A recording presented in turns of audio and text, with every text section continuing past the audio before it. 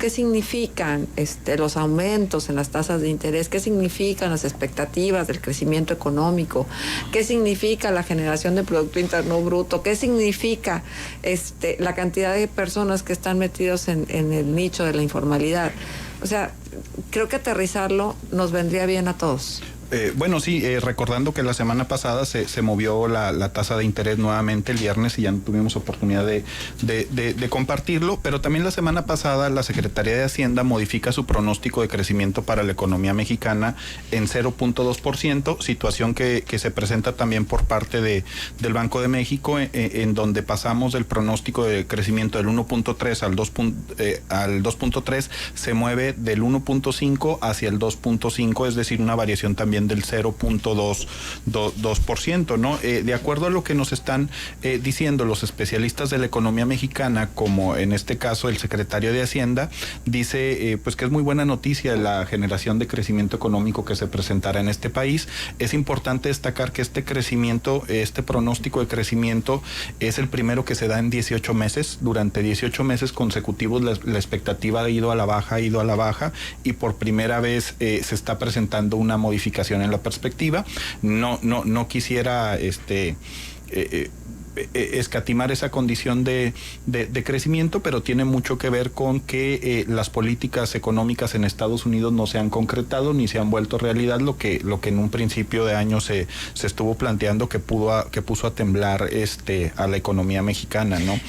Pero tampoco es como para echar las campanas a vuelo, ¿verdad? Es que no, por supuesto que como no. Como lo hizo Enrique Peña Nieto. Definitivamente, ¿no? ¿Y qué te dice eso? Bueno, que también, por ejemplo, la semana pasada se ratifica la línea de crédito para el Fondo Monetario Internacional y nos dicen que es por las condiciones macroeconómicas tan buenas que tiene nuestro país. Bueno, aquí la cuestión es, si las condiciones macroeconómicas son tan buenas, ¿para qué necesitas una línea de crédito? Claro. Y en ese sentido se responde un poquito, ¿no? Pero el dato bien interesante que quería compartir con ustedes son las cifras que marca el Centro de Estudios Económicos para América Latina, la CEPAL, que nos habla de que el 80% de la riqueza se concentra en manos del 10% de los mexicanos, ¿no? Esta cifra, como sabemos, no es nueva. Esta polarización de la economía mexicana se viene presentando desde los 70s. El tema es que nos movíamos entre el 75 y el 70% de la concentración de la riqueza en 10% de los mexicanos, y que ahora nos dice que estamos en una cifra histórica. Pero el otro dato que es bien relevante es que te dice que el 93% de los activos económicos de las empresas se concentran en el 10% de este tipo de organizaciones. Es decir, la concentración de riqueza en México va más allá de la relación social, sino que ahora se está trasladando a la condición empresarial, ¿no? En donde nos dice que los activos, el 23% de los activos en la economía mexicana pertenecen al Estado mexicano, pertenecen al gobierno, mientras que el 19% se concentra en el tema de las empresas y 37% en las familias, lo que nos habla, básicamente estamos hablando de una repartición de 28 billones de pesos que presentan gran parte de esta desigualdad en la economía mexicana. Pero este informe que nos presenta la CEPAL en términos de desigualdad, es muy relevante este documento informativo Panorama Social de América Latina, porque le pone nombre y apellido a las desigualdades en América Latina y el caso concreto en nuestro país, en México. Nos habla de que las desigualdades de ingresos se tienen que visualizar desde la perspectiva de género, desde los pilares fundamentales de las diferencias que existen entre hombres y mujeres. Y entonces nos dimos a la tarea de sacar una serie de cifras que nos pusieran en perspectiva este tipo de información. Y bueno, un dato que encontramos en términos de estas desigualdades tan marcadas en la economía mexicana se da porque si tú eres jefa de familia, tienes un 40% más de posibilidades de que tu hogar, el hogar que tú lidereas, esté dentro de los 3 deciles de pobreza más altos en nuestro país, que a diferencia de un hombre, ¿no? Entonces, prácticamente, si tú eres jefa de familia, te está llevando a decirte que prácticamente tu hogar va a vivir entre la pobreza y la pobreza extrema en el caso mexicano. Y este dato sin duda es triste. Y entonces vamos al tema de las remuneraciones, que es parte de las grandes desigualdades. Yo creo que si bien es cierto la desigualdad entre pobres y ricos en México es muy grande, también la desigualdad que se da entre grupos étnicos en nuestro país, pero también entre hombres y mujeres, creo que sin duda son los principales problemas de la economía mexicana. Fíjense, si tú eres un hombre ocupado, si tú eres un hombre que trabaja, vas a trabajar en promedio 43 horas. Pero si tú eres una mujer que eres trabajadora, pues resulta que vas a trabajar en promedio algo así como 70 horas a la semana. Exclusivamente en el trabajo para el que fuiste contratada, o no estamos hablando de las dobles jornadas laborales. Una jornada de 40 horas, es que se tiene que dividir tiempo total de trabajo y luego tú ya tienes que ver si es remunerado o no remunerado. Un hombre trabaja una jornada de trabajo de 40 horas a la semana y le dedica 10 horas a arreglar cosas en su hogar o trabajo doméstico, lo que ustedes gusten. Pero si tú eres mujer trabajadora, le dedicas 70 horas de tu tiempo del día a actividades de trabajo, y esto es gran parte de la explicación a las desigualdades. Mientras tú como mujer... A la semana, ¿verdad? A la semana. Mientras tú como mujer no tienes tiempo para hacer ejercicio, para capacitarte, para estudiar una carrera, para tener otro tipo de habilidades, pues eso va marcando el destino de tu hogar si tú eres jefe de familia. O sea que en promedio vienes trabajando 10 horas al día. Si son 70 a la semana.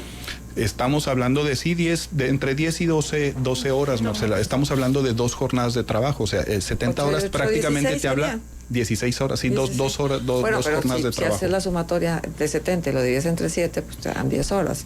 Pero ciertamente que no. Jornada laboral, recordemos que van 6 días. Sí, ya, sí. Por el día de descanso y todo eso. Pero bueno, entonces, pero si tú eres una persona que es desocupada, es decir, no tienes una fuente de trabajo, pues el hombre le dedica 29 horas de su tiempo a hacer actividades no remuneradas, 29 horas, menos de una jornada de trabajo, ¿no?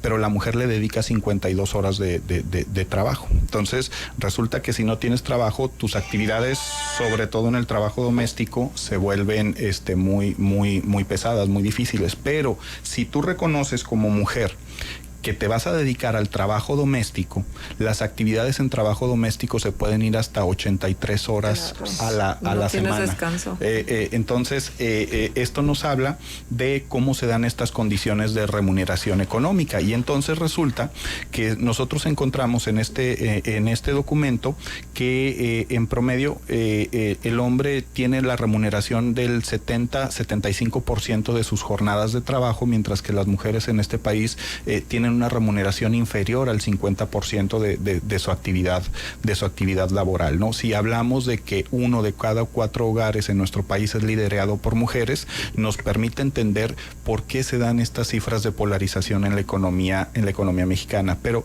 un dato a mí que me es significativo, y que lo hablábamos para el caso de la condición aquí de la comarca lagunera, y que marca mucho estas cifras de desigualdad, es que mientras la cifra de desempleo en Coahuila está en el 4.3%, si tú eres mujer joven, es decir, entre los 16 y 29 años de edad, la tasa de desempleo se va hasta el 7.8%, es decir, se duplica esta cifra para el caso de mujeres jóvenes, ¿no? Pero también tenemos gente como personas jubiladas, hombres y mujeres, pues que ya no están haciendo una actividad productiva, pero si tú eres un hombre jubilado, dedicas 30 horas a la semana de trabajo, mientras que si eres una mujer jubilada, entre apoyar a tu familia, a tus hijos, y buscar sustento, porque también otra condición de pobreza es si eres gente de la tercera edad, dedicas hasta 46 horas a la semana para poder enfrentar las condiciones económicas y de desigualdad que se presentan en este país. Es decir, más del 50% de lo que invierte el hombre.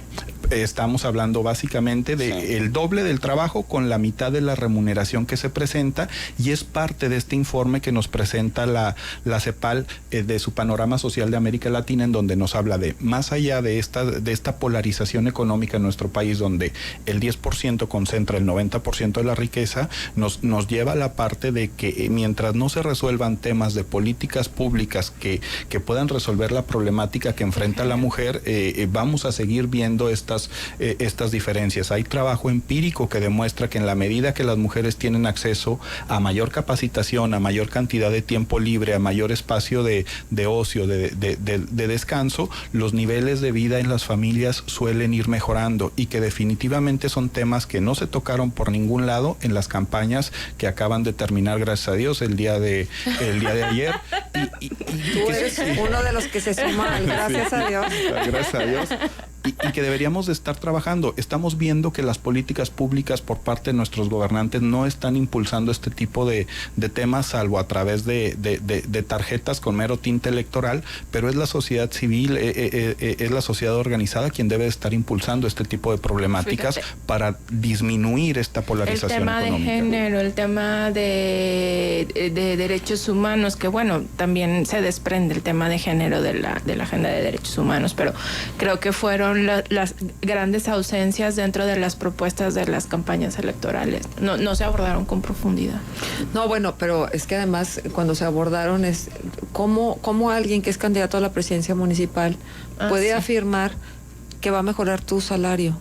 O sea, tiene una varita mágica o va a ser algo totalmente diferente a lo que se ha venido haciendo a lo largo de todo este tiempo en el país. ¿Cómo mejora? ¿Cómo te atreves a decir que vas a mejorar el sueldo de una persona cuando vas a ocupar un cargo de esta naturaleza?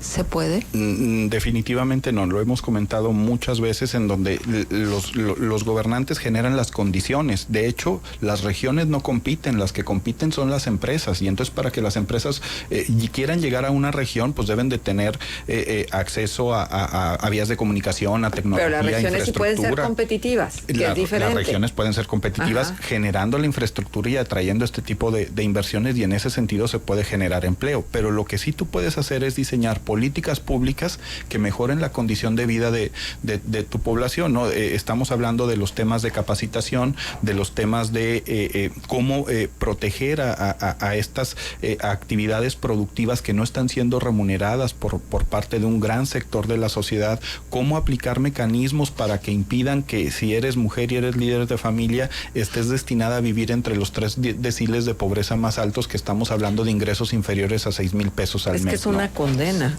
Ser Así pobre y ser mujer es ser doblemente pobre. Y además, las niñas que nacen en la pobreza no pueden salir de la pobreza. Ese es lo más lamentable del caso. Y tienen la herencia de la pobreza. Terrible, ¿no? O sea, hay les esperan como panoramas muy complicados.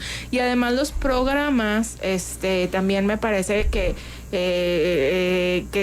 son pocos, además, hay que decirlo, pero siempre hay para estas cuestiones ya tradicionales de que ellas estudien belleza, que ellas estudien no sé qué tanta cosa, cuando, a ver, ¿por qué no impulsar tecnología para las mujeres? ¿Por qué no impulsar estudio de matemáticas para las mujeres?